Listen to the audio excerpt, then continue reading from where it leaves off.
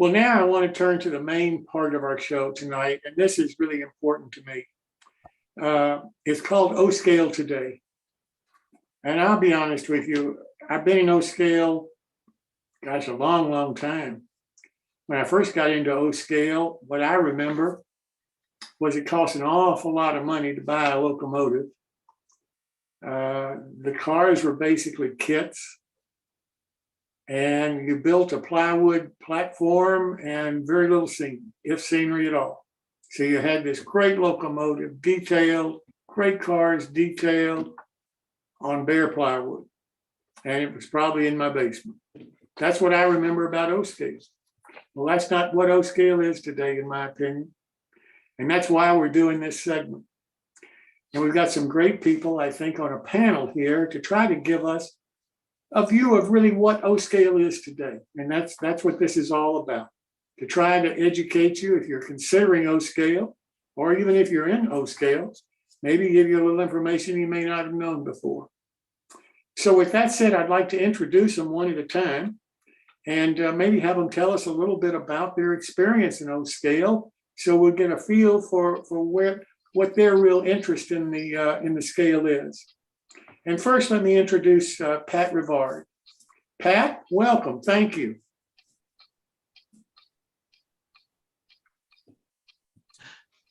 There's a lot of things that I've been asked is that the scale is too big for a room too small. And that's the first question I get. And it isn't true, because the room I'm in is about 10 or 12 feet wide and about 14, 15 feet long. And when I started out with Lionel. Then I went to HO scale. And then from HO scale, I went to G scale, which is called LGB at the time. And then I started up a hobby shop because I didn't think there was enough stuff available in G scale. So I started up a hobby shop. From there, when I sold the hobby shop, I jumped into a O scale. So I tried all scales, and I found O scale was more pleasing to me and more rewarding because of the size of it. But then I also found out it wasn't cheap either, depending on what you wanted to pick, like brass and plastic. And you had to do a lot of searching at the time when I started into this. I've been into this modeling of O scale for 14 years. I live in a condo, a freehold. And to tell you the truth, I'll never look back. I enjoyed that much. Thank you so much, Pat, and I appreciate you wanting to do this evening. Next, I'd like to introduce Dan Dawdy. Dan is the editor and co-publisher with his wife, Amy, of two magazines that I've been writing for about 5 years now, S-Scale Resource and O-Scale Resource. So Dan, if you could tell us a little bit about your involvement with O-Scale, I appreciate you being here this evening. Well, I think like many people, I came from Lionel. My dad had a big layout, and that's where I got enthused about it. But I believe it was the early 70s where Lionel appeared to be going down the dumper. So in 1978, I bought my very first two-rail O-scale locomotive, kind of putting the cart before the horse. But I've really never looked back. Just after that, you know, we started to have a lot of kits coming out. Weaver came online, Intermountain came online, and things were a little bit easier to get. And the size was right. I mean, I always liked the bulk of O-scale. When you look at HO or N, they're beautiful, and I've been to many layouts, but they just don't have the same feel or the same sound. So that's what really sold me on O-scale, and I've been there ever since. Fantastic. Well, next I want to introduce another O-scaler, David Vaughn. David is president of an organization. David, you'll have to forgive me. I call it O-Scale Kings because I just can't remember what the new name is. I apologize.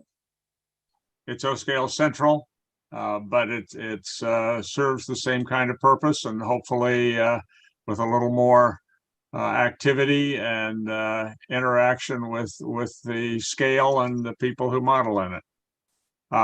My connection with O was like a lot of other people. This is not necessarily a scale you start in, I was a serious HO scale modeler and had a rather large brass locomotive collection. I moved to Washington, D.C. I got tangled up with John Armstrong and the Round Robin group that he led. I was hooked on O. I too have never looked back. It's the relationship between the models and the modeler varies a lot more than you might think with the scale. You can have a very pretty in-scale layout, but essentially from 5 feet away, it's a small line. So you can focus on a whole train, you can focus on mountain scenery, but it's very difficult to have a close relationship with a car in the smaller scales. So I like being able to look at individual models, to be able to add detail to them, to be able to watch whole trains, but one car at a time as they go by. And as Dan said, the mass, the feel of O-scale is simply not something that you can replicate in the smaller scales. There are trade-offs, but we're all dedicated O-scalers. Thank you, David. Now I want to introduce another O-scaler, David Schultz. And David, welcome. Well, welcome. I guess I'll make it unanimous. Started with Lionel, just like the rest of you. And probably in the 70s, I ran into my first Atlas model, Atlas F units. And I was astonished at the difference between the Lionel and O-scale. I didn't know there was such a thing. O-scale was Lionel. I found, the Atlas F units in the caboose, and I compared them to Lionel, and that was the end of that. I boxed it all up and took it to flea markets and sold it off. And I met a good friend who was very astute at turning very cheap items into O-scale items. He would buy broken Lionel cars, cut them up, glue them back together, widen them out, whatever it took. And he could make an O-scale car for about $5. So, and I was an O-scaler on an HO budget. I just didn't have a lot of money when I was younger. So I followed in his footsteps. I'd buy sheets of styrene and carve away anything that didn't look like what I was building. And then ran into the wood kits, and the wood kits at about that time, Weaver was coming out with their plastic cars. And so some of the wood kits you could find incredibly reasonable, a couple, $3 for any quality craft hopper, because nobody wanted to build the hoppers after Weaver came out with them. So I've always been able to do things on a real budget. So, when people tell me O-scale is far too expensive, it's like, well, not if you're going to put some effort into it, and with O-scale, you don't need 100 ore cars. You can build 10 of them, and that's more than enough to suffice. But I too have got a room that's 14 by 21, and I can't run auto racks and double stacks and that kind of thing, but I can certainly model the 50s with 40-foot cars, 50-foot cars. I'm going to have 60-inch radius curves. So 50-foot cars can be about the max. And then my son, James, who couldn't make it tonight, he's got a layout with 90-inch curves. So all the passenger stuff I build, I'll take over to his house and run it there. Or, I can take it down to clubs. I've joined a couple clubs, and I can take my O-scale stuff, my second generation, bigger stuff down there and run it there. So that's a little bit of my history with the O-scale. David, thank you. I'm sorry James couldn't be here. James is just a fantastic O-scale modeler. He is. He's one of those people I just admire what he does so much. Let me start by doing this. What is O-scale? Is O-scale quarter inch? Is O-scale 1764? Is O-scale proto 48? Is O-scale 7 millimeter? Is O-scale 143? Is O-gauge Lionel O-scale? What is O-scale? Anybody wants to this is kind of a open discussion. Nobody has to raise their hands. If you have a comment, that's the question. What is O-scale today? I always considered double the size of HO. A better way to look at that is 8 times the mass of That's HO, right. because that's really what you're looking at. That same idea. Anybody model in 1764 anymore? Mm. There are a couple of history guys that collect 1764s, and every once in a while you'll see something at a train show.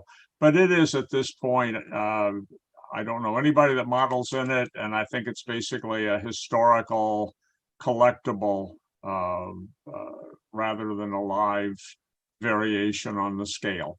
But the short answer to your question, Jim, is it's all of the above. It's a collection of scales at and close to 1/4 inch to the foot. Gotcha. What about 3-rail Lionel? Is that considered a part of the O-scale family? I think Lionel and that 3-rail grouping is always described as O scale. I don't know why they call it O scale, because some of the Lionel is not scale to look at. It hasn't got the details that some of the newer stuff has. But anyway, I think there's some great layouts in 3-rail. You got to give them credit. We saw some on our show there not too long ago. We had one fellow that I couldn't believe the stuff he had done. Looks better than some of the stuff that we all do. There's a wide variety of equipment and levels of detail and fidelity in 3-rail, from the giraffe cars that we point and snigger at to some of the scale 3-rail guys, quote unquote, that use Katie couplers and as close as they can get to scale proportions, with the only thing that's really different being the 3rd rail down the middle. Now that's a pretty big eyesore when you look at it, but there are people in 3-rail scale who do beautiful work. And I think realistically, we have to have them as part of 2-rail O-scale's larger community. And we have to thank them, because if it weren't for the 3-rail guys who split runs by manufacturers that do both 2-rail and 3-rail, we wouldn't have a lot of the equipment that we have. So I say good things about 3-rail, especially the 3-rail scale guys. I agree with you 100%, and not just the equipment manufacturers, it's the structure manufacturers, it's the detail parts guys, it's all the various hobby manufacturers in O-scale. They could care less who they're selling to. You know, if it's an O-scale, or that's all they're really interested in. So I couldn't agree more with you, David. If I was coming into O-scale today, would I come into 1/4 inch? Would I come in Proto 48? Would I come in 143 or 7? What would I come into? What would be your recommendation for me to consider as my entry into O-scale? I think one thing you have to differentiate is scale and gauge. People get that mixed up quite a bit. This is 1/4 inch scale. The gauge of the track can vary. Now, there's a YouTuber out there named Toyman Television who did a couple of videos on gauge and scale here the last couple of weeks. Pretty interesting. For whatever reason, and it goes back in history, and his videos can explain more, we somehow ended up at a 5-foot gauge in standard O-scale, not 4 foot 8.5 inches. It's an historic thing. It's there. And I think when you brought up 1764s or whatever, that was a way to make the equipment bigger, so that the track scaled back to 4 foot 8.5 inches. And it just never caught on. Then we have Proto 48, and those people are running the exact proper track gauge, but it's still 1/4 inch. And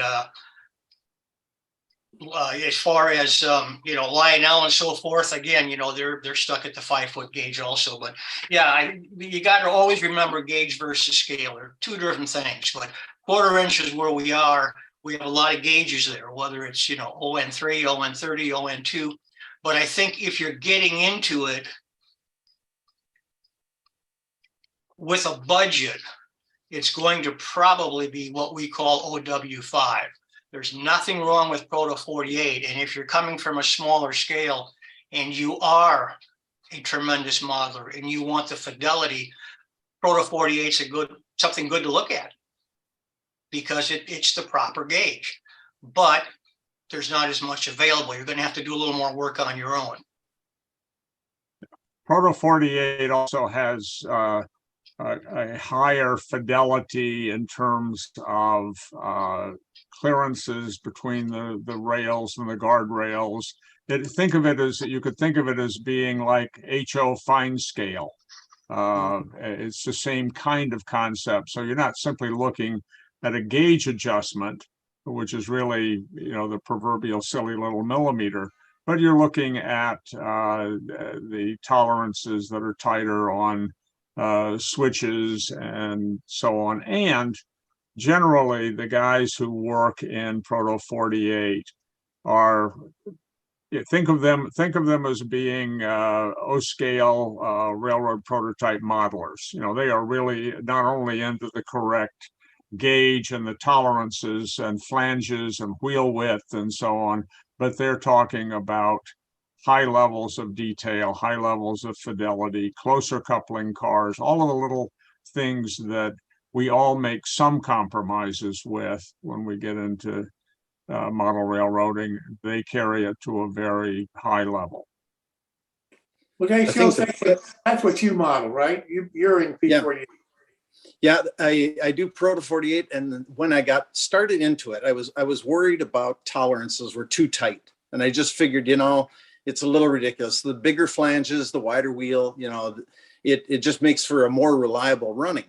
But I was talking to one gentleman about the Proto 48, and he said the tolerances are no different than HO scale. It's the same tolerance. The wheels are, the flanges are 20 thousandths of an inch, which equals, a 1 inch in the actual prototype, which is what the flange is. And he said, so if HO modelers can handle a track, he said, by God, O-scalers should be able to handle a track because it's exactly the same tolerance as what HO is dealing with. And that's what pushed me over.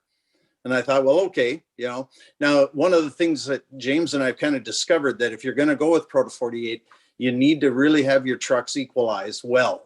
Because, you got 20 thousandths of an inch for a flange. It doesn't take much of a rise of that truck for it to derail. So you've really got to make sure that your springs are looser so that the trucks actually operate the way the real McCoy does, so that the wheel never leaves the rail, but the truck can move around on deviations in the track and through switches. And it's kind of fascinating to watch them actually work the way the real prototype does. But it makes for a little bit of a pain. You got to buy different springs, little softer springs, so that the wheels, like I say, remain in contact with the rail. They don't raise up. Where with regular 5-foot gauge, you've got a little more leeway in that. David, I've been in O-scale for a long time. If I wanted to go to P40, I got no idea what kind of springs you're even talking about. Well, Amazon's got a good kit that you can buy for like $8, and there's many springs in there, and you just trim them to whatever length they rate them by pounds. The springs I use are rated for 1 pound, and you put 4 of them in there, so typically you're good for 4 pounds. Well, a 2-pound locomotive on 1 pound springs will crush those springs about halfway down, and that's about where you want it. Now the wheel can bounce around and joints that are off a little bit, it'll rise up and over. The truck will it will equalize just like the real thing. It's kind of fascinating. But yeah, you can do Amazon, and then there's an outfit that I buy my springs from. I think it's like WB Jones or something out of Tennessee, and they're very helpful. You can call them and tell them what you're up against, and give them the dimensions you're looking for, and they've got a spring to match it. Well, let me ask you all this. Why should I consider O-scale? I'm not in O-scale right now. I've got my choice of all these different scales. What is the one positive, the one main reason that's going to draw me or should draw me to choose O-scale as my modeling scale? The thing that brought me into it most of all was the fact that I can build something unique, and it's not something everybody's going to have. One of the things that kind of cracks me up, I had a good friend collect the Santa Fe Super Chief in HO, and he was so proud of that. 17 cars, 4 unit F, and he took it down to Milwaukee to show it off. And the guy said, well, we've already got 2 Super Chiefs here, but go ahead and put it on the track and we'll get it out there sometime. And I kind of chuckled and I thought, well, that drives me crazy. I would rather have something that people walk up and go, I've never seen anything quite like that. And that pleases me to no end, but that's me. That's the kind of stuff I like. I like building unique items, things that nobody's seen before. And this last Chicago, I brought those commuter cars and they were quite the hit to the show. But it seems that what you're saying is it's a model builder scale for you. For me, it is. It doesn't have to be. There's plenty of items out there that can be purchased that are all built up. You may have to modify a little bit. Lionel, amazingly enough, I never thought I'd buy Lionel anything ever again. And some of their scale equipment is better than anything else I've seen. They've got a steel reefer that is second to none in detail. They've got the paint absolutely correct. The only thing you have to rub off of there is the built by Lionel down in the corner, but otherwise the car is just phenomenal. What about somebody else? What's the one factor that's going to bring me to O-Scale? I think it's going to be detail. You look at some of the HO equipment out there and it's got this on the engine and it's got the speed recorder over there and it's got this over here, and you back away 2 feet and it all disappears.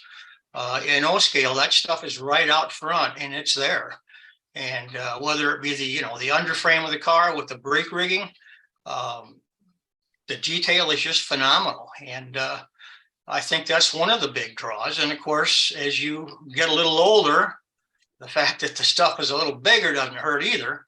But I know a buddy of mine, that Glenn Guerrera, that owned Mullet River Model Works for years, would take his O-Scale kits, wood kits, down to some of the prototype modelers meets.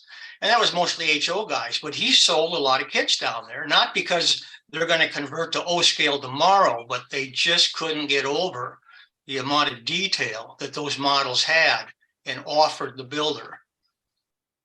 Yeah, I'd go back to the relationship between the model and the modeler. And what everybody here is saying is that in O-Scale, it is just a much more enjoyable, satisfying relationship.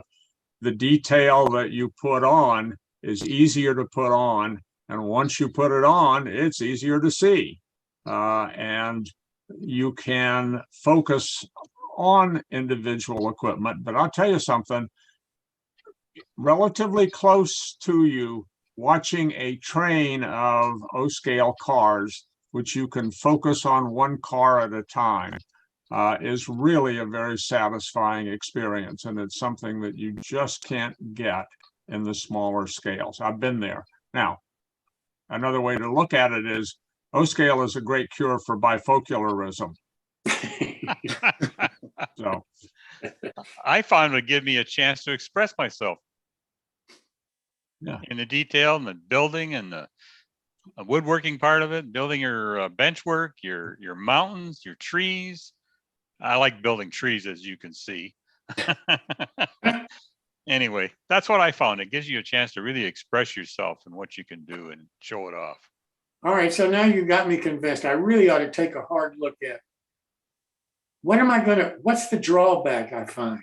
What's the main drawback now that's going to say, I don't know? I think price is out there. That's the elephant in the room, always has been. But if you go to shows, especially O-Scale specific shows, you're going to find a lot of good equipment at really decent prices, especially on the secondary market. There are just a ton of Atlas cars out there that are on the secondary market that you could buy new at $89, and you go to a show and they're $25. Mm-hmm. And there's still a plethora of kits out there. You're talking about the old kits like Ambroid and Quality Craft. You can still find those in boxes for $5, $6, $7, $8. And with a little work and a few extra details, they still make marvelous cars. So, price doesn't have to be an issue. You just have to buy smart and know where to look for the stuff. And, and realize that you're not going to have a 25 car coal train of brass hoppers. from a high-end manufacturer. I mean, I can't afford that. I just finished a 20-car hopper train that was KTM cars from the 50s. I just put a few extra details on those, painted them, and you go back 3 feet, you can't tell them from a $300 car. So Yeah. there's ways to get around that, but you just have to be smart. I know, think, but- go ahead. Go ahead, David. One of the things that we try and do with some of our display layouts at O-Scale Central is to go to all scale shows. And O-Scale, when you look at it and get that feel, it's a very compelling sell job, and people will come up and they'll say, and you talk about the biggest drawback. The biggest drawback I find is somebody says, I would love to do O-Scale, but I've got all this HO or in scale or 3-rail or whatever, and I just couldn't give it up. And I got 2 comments to that. One is, and I think it was David Schultz said, you can, oh, I'm sorry, it was Dan who said Glenn Garrow would take his O-Scale kits to the RPM meets, and people who were not O-scalers would buy them simply because they respected the design and the detail and so on. You can do that as an HO scale or N-scale modeler. Buy an O-Scale kit, find out what it's like, get the satisfaction of doing it. Now, I had a lot of HO when I converted, and I sold off my HO over a period of several years, and it funded the entire transition into O-Scale. I don't think I took any money out of my pocket for 2 or 3 years after I started. I simply sold the O-Scale and used it as seed money. But you don't have to do that. You can do it keeping your present equipment, keeping your present layout, get the satisfaction from building a kit or 2, see if you like it. If you do, you can convert. I think a lot of people get afraid of, if they put a lot of work into their HO or other scale, they hate the idea of tearing the whole layout apart and getting rid of all that stuff and going to flea markets and selling their stuff little by little. And you've got a good idea there, David. Just take a little bit at a time, work on some kits, putting it together, and getting the feel for it, and at the same time try and get rid of some of the other stuff. That's how I got back into O-Scale. I got rid of everything else, sold it, traded it off, and then I bought myself some O-Scale and got started in it. I already knew what it was about. And another thing, you should study very well what you're getting into. There's a lot of people will jump into something quickly and then lose interest in it, and it's it doesn't prove to be anything after a while. Like, go to a lot of flea markets, a lot of shows, look online. You can see a lot of shows online and videos that'll show you what it's all about, give you some ideas of what you got to do. That's where I learned a lot of it. It was online and through a lot of books. I got a ton of books on this stuff. So, you just got to you got to research it, and what scale you're going to do and how big you're going to get and what type of thing you're going to do. If you're going to do lumbering, if you're going to do operations, engine yard setups, there's a lot involved, and you want to look at each one of these things. You can't put it all into one layout. It's very difficult to do in O-Scale, but it is very interesting. All right, so now I'm convinced. I want to try O-Scale. Nobody lives close to me that I know of that's involved in it. I don't have any club or division or anybody to talk to. I can go on the internet, but that gets boring fast for me. So where do I go to find out about O-Scale, to find out what standards I need to use for my model in O-Scale? Go to Nutrex. To find out, what are the tips that people can give me to be able to not make the same mistake everybody else has made coming into the scale. Where do I go? Nutrex. I Telling think, you all about it now. I think shows are a big deal. There are more O-Scale shows now than there have been for a while, smaller regional shows. But by the same token, and I know not everybody's on Facebook and some people don't like it, but there is just a wealth of information on the 2-rail groups there that you can ask any question under the sun. Nobody's going to make fun of you. They're going to answer your questions, and you're going to come up with some camaraderie with these people. And I'm in a wasteland where I live. There's nobody close to me. I'm kind of a one-man band, but there's just so much information that's out there online. I know it's not the same as having somebody next to you guiding you, but it's the next best thing right now.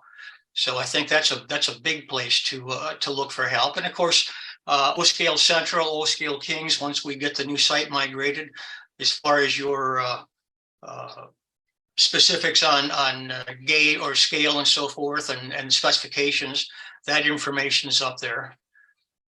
Dan is very modest, but one of the best things that's happened in 2-rail O-Scale is his magazine, O-Scale Resource, which is an online, free, 100 or more pages published every 2 months.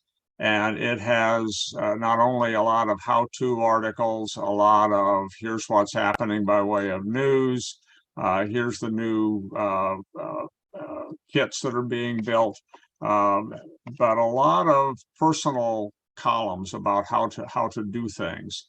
And it's oscaleresource.com, right? Yes. And yeah, so there is that. There are a couple of good Facebook groups, but a couple is too small. There are multiple ones. Ken Burney has one. Simply go to that little magnifying glass that's on your Facebook homepage and type in 2-rail O, and Ken's group and a lot of others will come up. And exactly because the visibility of the scale has been low and the community is supportive but small, and we no longer have a Walther's catalog and we no longer have retail hobby shops to go to, we have come up with a scale-wide product and service guide, an introduction to 2-rail O, that is all accessible or will be accessible when the reorganized website comes up through oscalecentral.com. And to sort of get a head start on it, and this is a plug for the NMRA, which has historically been primarily an HO scale operation, but they have a monthly magazine. And I did for NMRA a survey article on things that are going on in the scale right now, all the links, all of the websites and so on. It was in the May issue. I think that may be backwards and I apologize for that, but it's called O Positive, the case for 2-rail O. And NMRA graciously allowed us to reprint the magazine. And so you can go on oscalecentral.com once it's up and running again. It's down for reorganization. Dan is working with us now. You can go on that and download a copy directly. And it's got sort of who's who and what's what and how to get in touch and so on. So there are a lot of good things happening in O-Scale. We did this survey article especially to try and put it all in one place. But Dan Dawdy is probably the single place I would start would be Dan Dawdy's online free magazine. And now in its 11th year, by the way.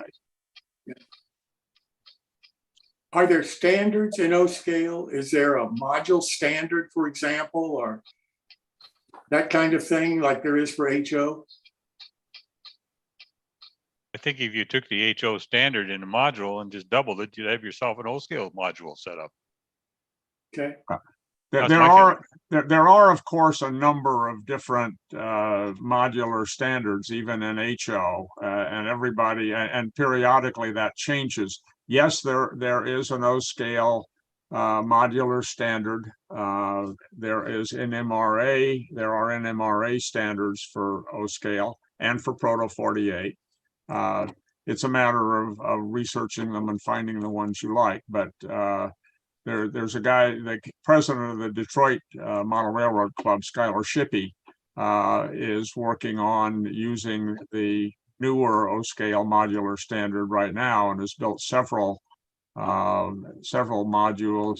And I'm hoping we'll bring them to the Chicago show in March, which David is very much involved in the planning, David Schultz. And perhaps at some point you might want to ask him a question about the Chicago O-Scale show, since it's one of the premier venues in our scale. Just a suggestion. Nice suggestion. I love the Chicago O-Scale show. That's the first show I ever entered a model in a contest. It took first place. I never will forget that show. Let me ask you this. How much space do I need for O-Scale? Do I have to own a warehouse to be able to be an O-Scaler? The thing I noticed is a lot of these module clubs that show up at the shows, if you compare the size that they are to any of the rooms, what convinced me to build one in this little room I've got, it's 14 by 21, was I was looking at a module layout and it was 12 by 15, I think. And I thought, well, for heaven's sakes, if they can get something like this, and I can build something in my room. You just have to scale back the size of the equipment, of course, but that doesn't bother me at all. I can run shorter cars. I can do that. And then with the Proto 48 thing, I think I can get away with a little bit tighter radiuses for some of the equipment. So. Okay.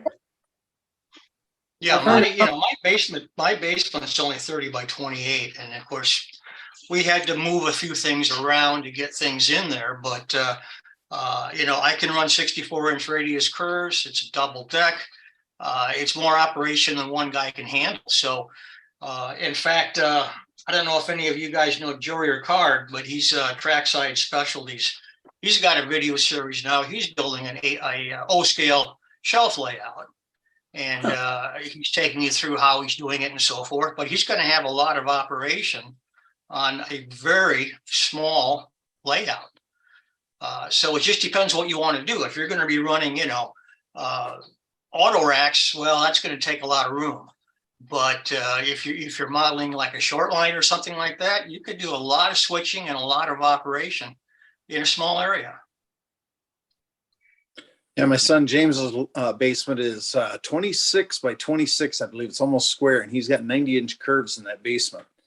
And people are astonished when they show up. I mean, they see the photographs and they're thinking this thing is built in a warehouse, and they show up at his house at some of his open houses, and they're absolutely astonished at the amount of O-scale you can fit in a basement of that size.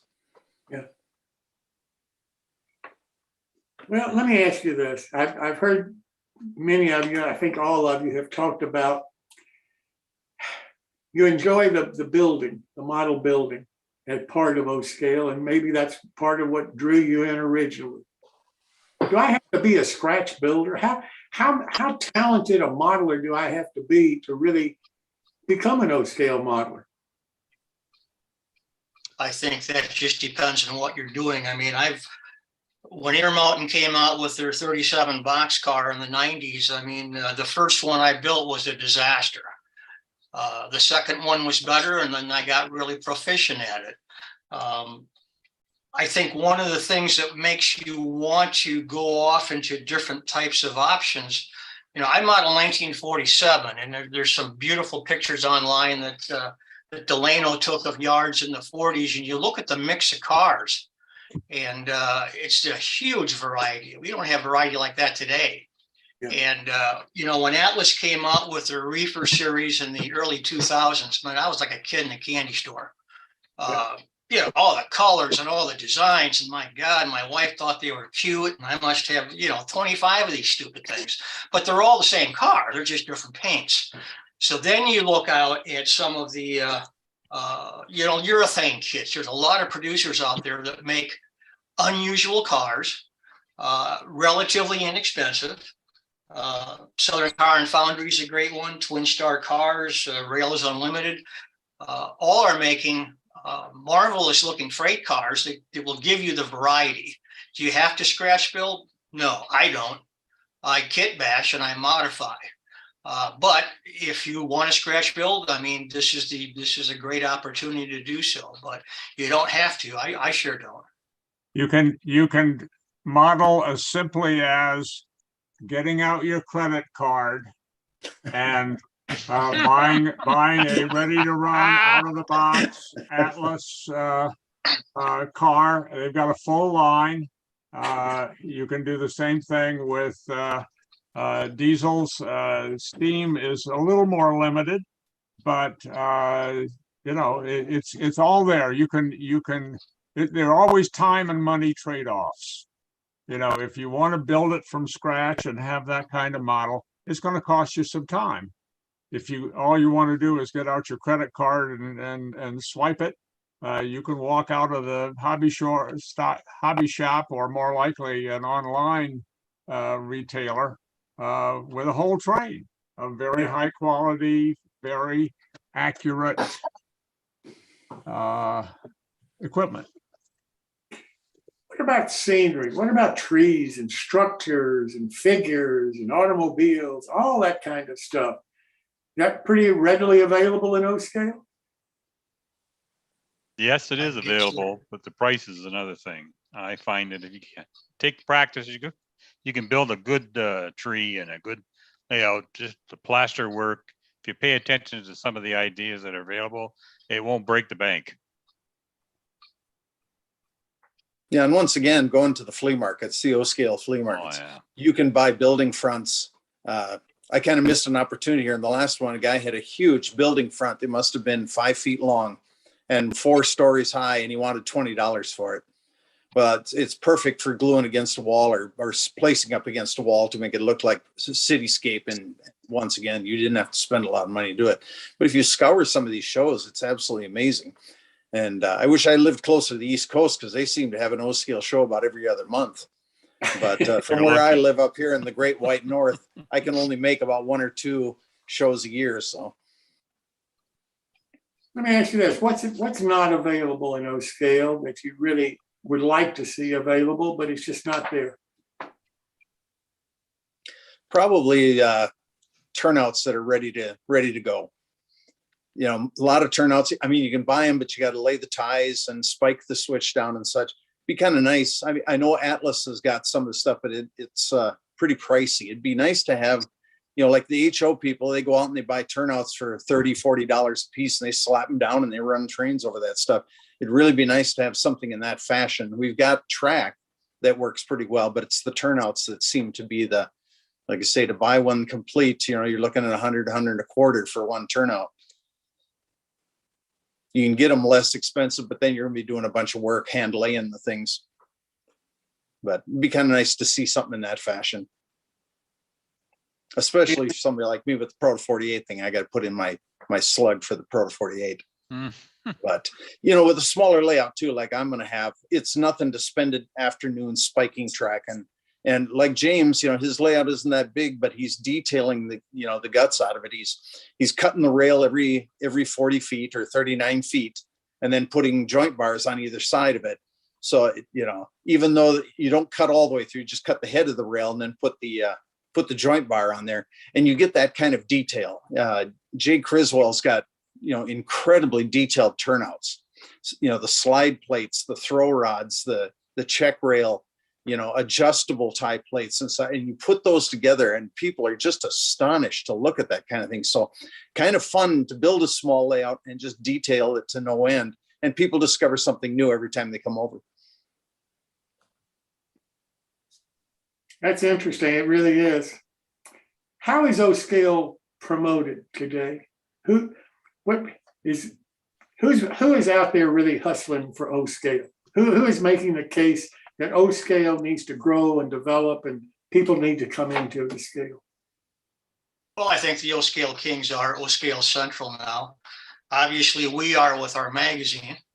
And I must say, because I'm getting stared at by Martin, there is an O-scale magazine out there that is print. O-scale Trains is being published, and that's another great resource for information. But I think it's the Kings, O-scale Central. I think it's our duty to really start pushing, and I've seen some. There was a while that we were kind of a dead organization, but we are now pushing harder. We got some good people on the board. We got good people working, and I think that's going to be the biggest thing, hopefully, to spearhead this. and to have not only O-Scale Central, but O-Scalers in general start going to their prototype modelers meets. I mean, those are the guys that are modeling to the nth detail. And I say it again, when they see what we can do and what we have compared to what they're looking at with an HO or an N-scale model, you're going to get some converts. May not be right away, but it's going to be in the back of their minds. Dan is absolutely right with the RPM people. I took a sectional layout based on the Tony Custer series and Model Railroader to the recent Mid-Atlantic Railroad Prototype Modelers meet. And it got a lot, and by the way, it's 27 inches wide, which you don't have to, meaning you don't have to have a warehouse. And it is 36 feet long, but it's in 9 sections. And you've got layout design elements. You can run through a town, you can turn the trains at the end of the sections. And the HO scale RPM guys were very impressed. And I got a lot of, God, I wish I could switch to O scale, but I've got all of this HO stuff. So I had to talk them out off the ledge with that. But Dan is right. One of the problems we've got in O scale is it's almost all small people. You do have Atlas, but Atlas's primary focus is not in O. And you've got some wonderful manufacturers, Sunset Third Rail, O-scale trains, Martin Breckbeel's White River Productions magazine is doing good. There isn't a strong central point. This really has to be a bootstraps operation, which is why it's been very difficult to get going. We hope and think we've got something of a head start. But there are people everywhere who are trying to do their own little thing. So Ken Burney with his Facebook page, Jim Allen also has a guide to products and services.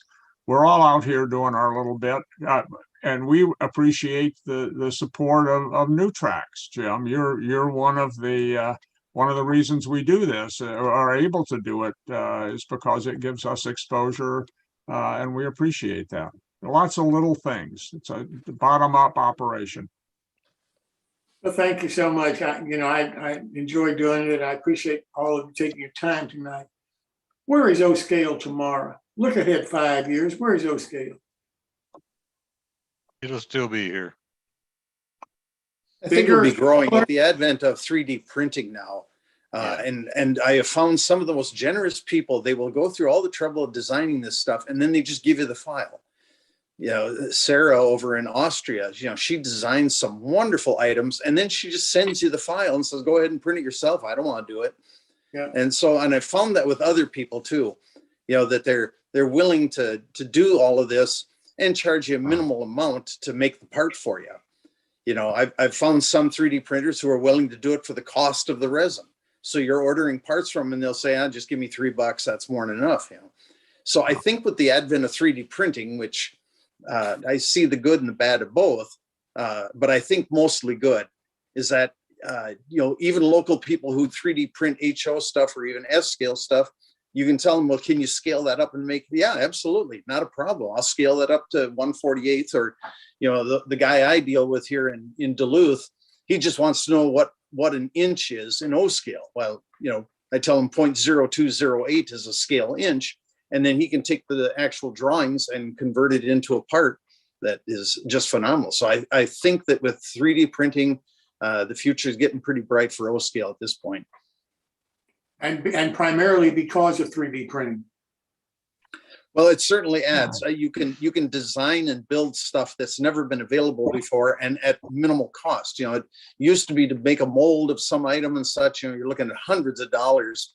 And now they can 3D print the part. And I think Dan does it quite a bit, where they'll take the part then and put it in a mold and burn it out with liquid brass and, convert the plastic part into a brass part. And it's just, I think that's phenomenal. And it's part of the O-scale community. We're a relatively small scale, And a lot of us are geographically spread out. But we really do go out of our way to support people, and that's one of the real satisfying parts of the hobby. You start out thinking that model railroading in general and O-scale in specific is all about the hardware. It's about the engines, and it's about finding the outer production piece and so on. And then you realize over a period of time, it's really about the people. It's about the friendships you make and the enjoyment that you have with each other. That's really what makes the scale go, probably even more than the hardware. And I think O-scale is special in that regard. We really are a tight group. I've offered kits to friends of mine who are on other scales just to get their feet wet. I said, go ahead, build it, have fun with it. And some of them are a little leery, and some of them really enjoyed it when they did it. I do clinics in MRA meets and on introduction to O-scale. And at the end, I give away Intermountain kits. That's a challenge. Well, you know, we all know, you know, you can get an Intermountain kit, which is a fun kit to build and very reputable in terms of the fidelity. And you can buy them at flea markets for $15 because nobody wants to build kits anymore, or at least a relatively small number. So I give them away, and they are enthusiastically people really appreciate that. Let me open this up a little bit to our audience. Anybody else have any questions about O-scale for the panel? I hear a pin drop. Well, I think this is Phil. So I think, the interesting question about O is that it seems to me that the place that we've seen growth in O is more in narrow gauge in ON30.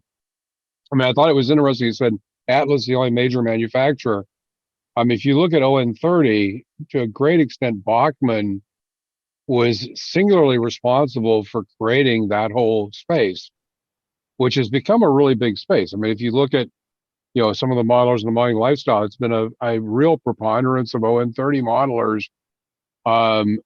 who are less layout builders and more model builders. And I think that's the other kind of thing to really think about is O a model builder scale? Yes, because people tend to build more models in O and less layouts. And, I think coming back to your other point about operations earlier that Frank made about the number of people in operations, it's a lot easier to set up and do operations in HO just because the scale being able to be modeled, right? If you take the same size room, a 20 by 20 room, and you build an HO layout in it versus an O layout, in terms of what you can model for operations, it's dramatically different. So if you're more focused on that than on details, then O is probably may not be a great choice for you. Right. So I think there are some things, it's not completely rosy, but I think it's also important to talk about the ON30 side of things, the ON3 side of things, because I think that's a fairly big modeling community. Anyway, thanks. Enough said. Jim, you ask about the future of O-scale, and I think the future of model railroading generally is going to be a little different than we have now, to the extent that I think our supply chain issues with China, I think prices with China, I think all of those things are going to be different 5 years from now than they are now.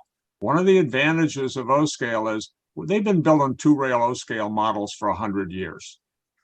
Yeah. There is an enormous amount of models out there, and it's a little different than working in the bigger the scales with more people involved. The role of the secondary market on O-scale yard sale and eBay and flea markets and auctions and so on is much larger than it is as a proportion of the hobby in HO. But there is a lot of material out there.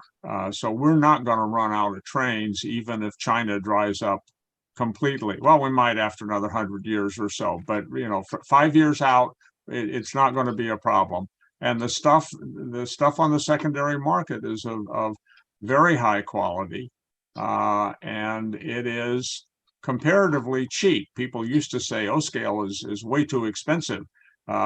O-scale prices are probably somewhere around HO scale prices right now for comparable pieces of equipment.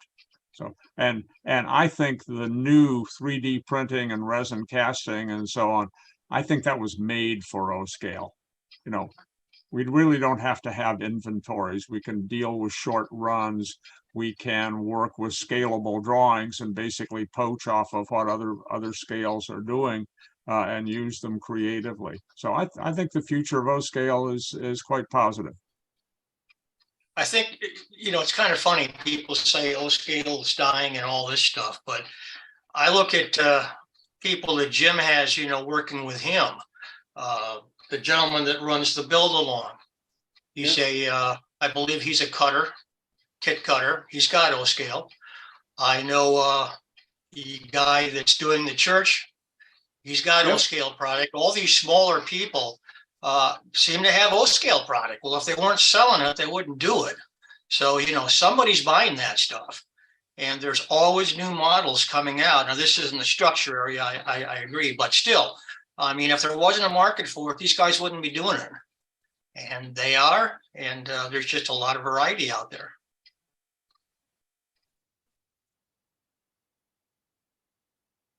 Well, listen, this has been interesting and I hope informative for a lot of people. I can't thank you enough for doing it. Does anybody have any final words? We're all in this together, and we're happy to provide good content for Jim, and we appreciate the fact that Jim is willing and able to give us an audience. We have a scale that we need more exposure to. We think this is a great way to get it. We appreciate the opportunity. Fantastic. I also think we should support those who are doing O-scale kits and O-scale models. If we don't do that, they won't continue to do it. That's the big problem. Just support. They need a way to communicate. That's right. Because so many of the small manufacturers that like Alan Rogers, who's doing the church and so forth, if they go to trade shows, it's local. There's a local market for them. They don't get exposure. They come on a show like this, they get exposure all over. But there needs to be exposure somehow. That if we're going to encourage the mom and pop, and if the mom and pop is critical for the future of this scale, then there's got to be a way that we can provide them exposure and a market capability, because they can't do it the normal ways. Well, and they have to put in all the work themselves. We have a section in our magazine every other month for new products, and we don't charge for that. And I'm sure that O-scale Trains has the same type of thing. If you send them a press release with a picture or something, they'll print it. We'll print it. I can't go out looking for all these people. That's really not my job. It's their job to give me that information. But we've always plugged anybody who sends us, press releases and pictures of new kits. There's no charge for that. We'd love to have them as an advertiser, but a lot of these guys can't afford that. Well, that's one way we can push them, and the other magazine can push them too. But they got to do that, and that's the difficult part, is getting them to do that. Let me jump in here for a second. Dan's pretty much nailed that pretty tightly. I mean, it's free in O-scale Trains for product announcements, and getting information from people for product announcements. We're sitting around waiting for it. We're not chasing after them, though I have to admit, sometimes I do chase after them and I still don't get anything. So it's these smaller vendors of kits, or products, whatever they are, that are useful for our hobby. A lot of them, I'd say it's a 50-50 chance when after I talk to someone at a show that they'll actually follow up and send me the information and a photo. It's as if they just can't be bothered. And it's frustrating because we're trying to give them a free half a page of info, to help them and support them.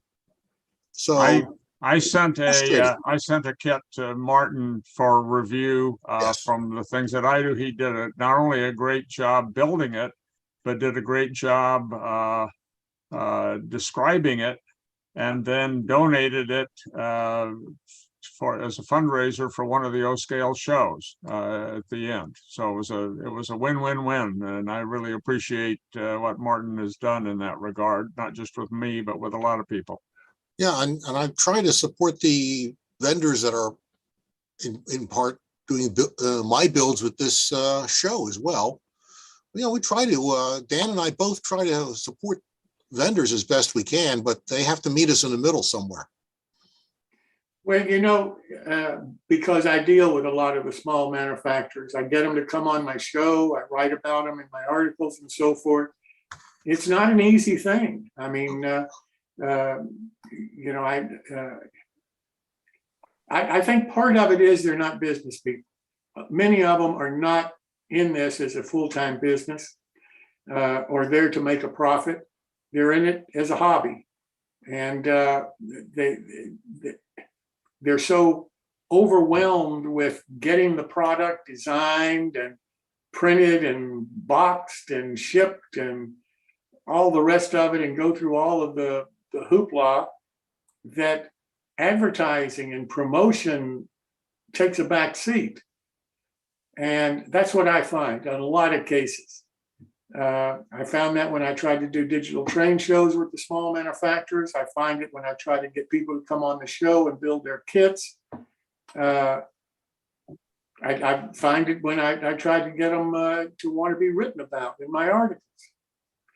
So I don't know what the solution is, but I know there's got to be a solution here somehow. And I'll do anything I can on this show to try to encourage them to get you all the information for the magazines.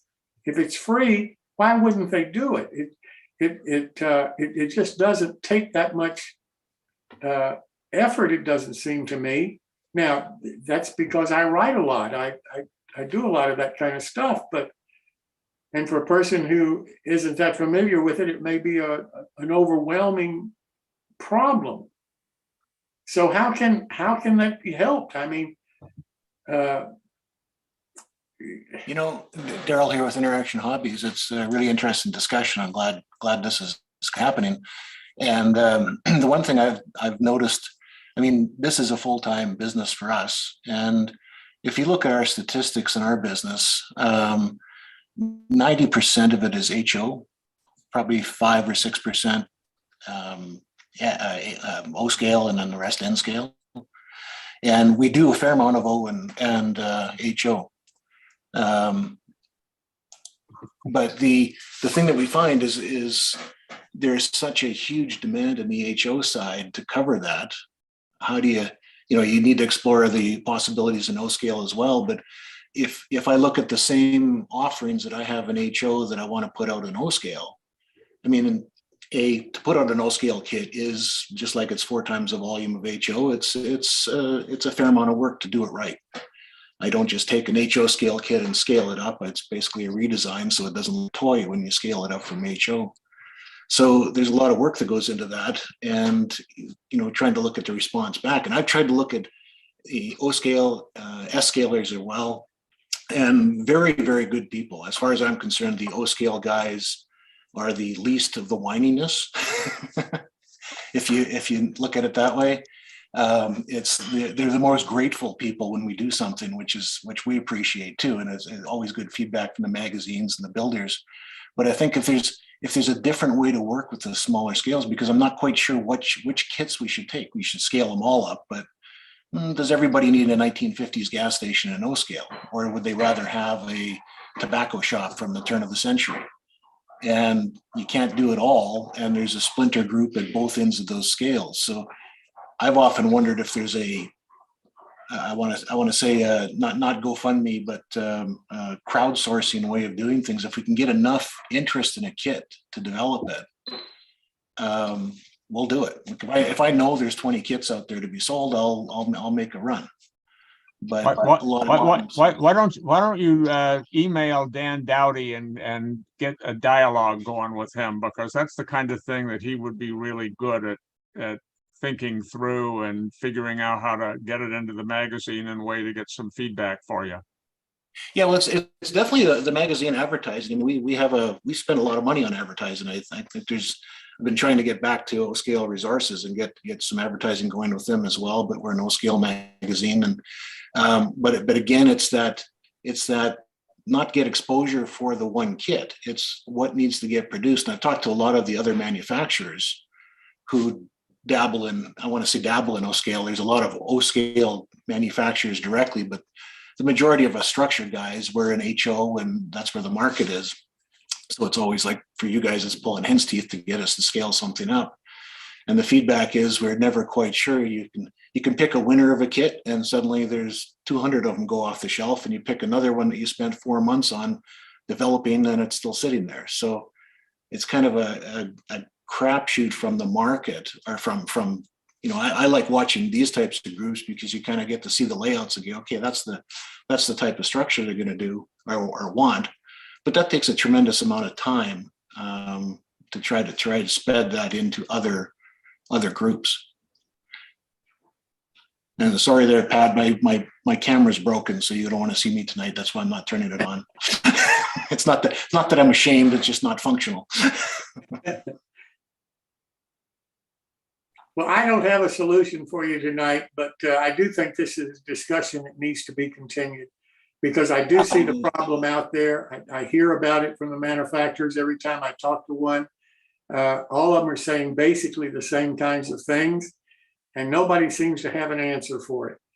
I know that I know the issue is out there. It's almost to a point where nobody wants to take a shot at trying to solve it. I don't know why that is, but it's just an insurmountable problem almost. People talk about it and then it's just dismissed. And I think the more we talk about it, maybe we'll come up with a solution. At least I hope so, because I know that the problem exists.